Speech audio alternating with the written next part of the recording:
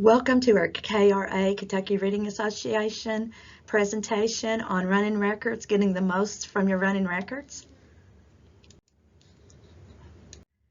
Are you getting the most out of your running records? In this session, you will be diving deeper into the child's literacy processing system.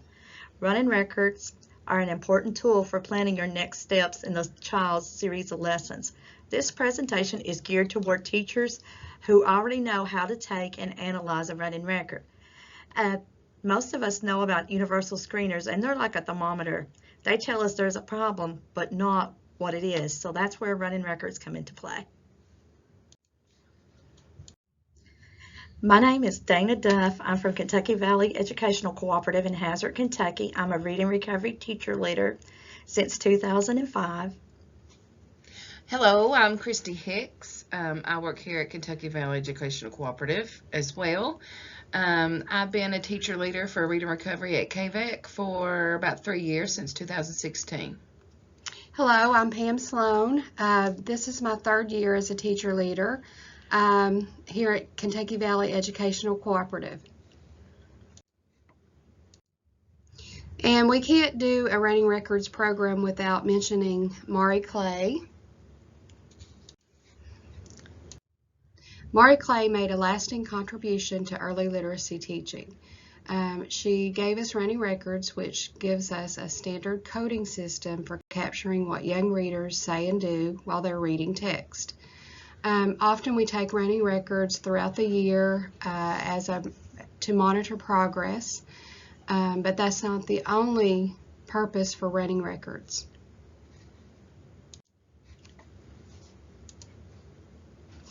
Okay, during our KRA presentation, we had a turn and talk with our teachers, and they talked about how running records are used in their classroom or in their RTA classroom.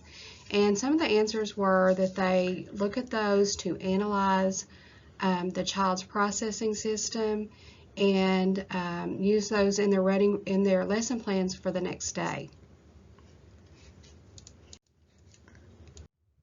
Running records are taken to guide teachers, and if you'll look, we have highlighted what running records provide for us. They provide evidence of problem solving and how the child is processing the information.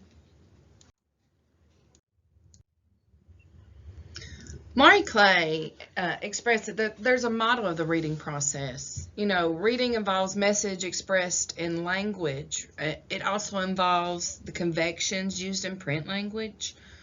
It also involves visual patterns, like grouping of words and parts, clusters of letters and single letters. And reading involves listening to language and hearing clear breaks between words. To improve teaching, teachers need to observe children's responses as they read and write and watch for the following. And this is what our presentation is mainly about today, is these 4 bullets. We're going to look at competencies and confusions, strengths and weaknesses of children, evidence of processing and strategic activities, and evidence of what the child can already control. All right, now we're getting into the emergent level. These levels are usually text levels 1 through 4. And so we're going to look a little bit about that. Let's see. When we're talking about these emergent levels, we really need to be thinking about learning to look at print. We have a misconception sometimes that these kids that come into kindergarten and first grade, they are ready to read. They know how books work. They know how letters work. They know how words work. That's not the case.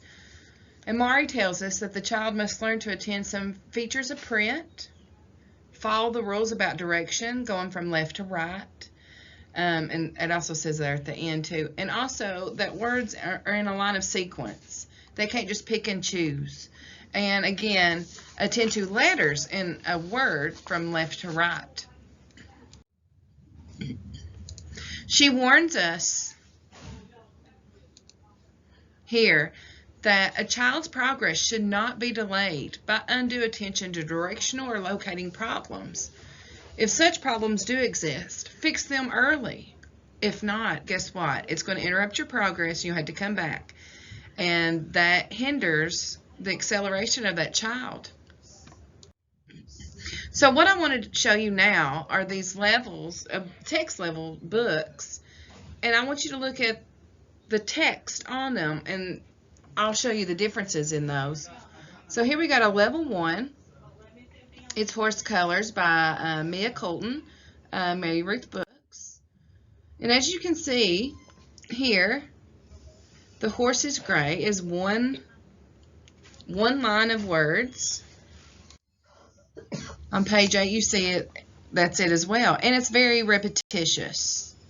This horse is brown, this horse is white, this horse is black, etc. Now moving on to level 2, we have Super Danny here by Mia Colton as well, by Mary Ruth Books. This is level 2, and as you can see, you have a little bit of difference here. Now there are 2 lines. The child's going to have to go from left to right, and at the end of where the word get is, they're going to have to realize that they have to go down below to my Red Sox, to the bottom. And as you can see, it is also repetitious, but there's more words and more lines. Now going on to level 3, we have Stripes at the Zoo, Mia Colton, Mary Ruth Books. Now, looking at the text, remember your level 1s and your level 2s, these are different. Here we have 3 lines now.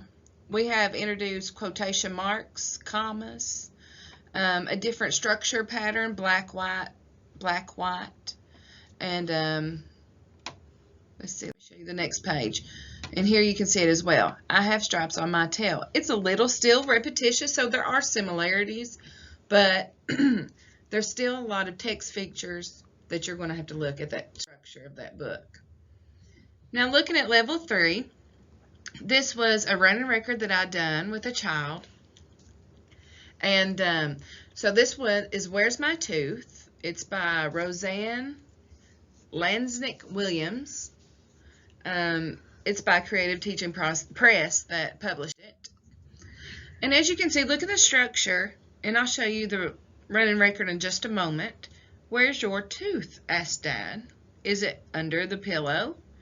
I chose this book because I knew my student would have trouble with where's. That was fine. We could locate, we could predict, we can see. But all the other words I believe she knew. For example, like is and it, those are words that she knows. And as you can see, it's repetitious. And then if we look at the running record here, you can see that it was 81%. And as you look through, I knew where's was going to be a trouble part, no problem, on page 2. But then what really stumped me there at first is she didn't know is. So I analyzed my running record, and I was thinking, but she knows is. Why is she getting it wrong? Well, as I looked at it, it's because of the structure. Now the books in levels 3 and 4, it's not a declarative sentence anymore. It's a question. She has never seen is at the beginning of a sentence before. So this was tricking her.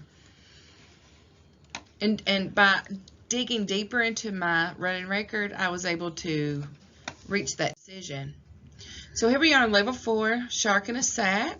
And again, made the same mistake. As you can see, can you put a shark in a sack? It's not a declarative sentence, it's a question. Starting with the word she knows, but maybe not in that structure.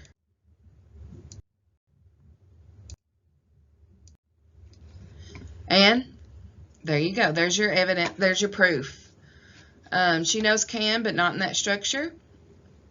So it helped me to go back and really analyze it and say, okay, well, you know, I was thinking we needed to work more on our sight words that we know, or going back and rereading and all that. But right now, it's mainly about that structure and teaching her. Now, listed here is our contact information. If you have any questions, please don't hesitate to email us or call us.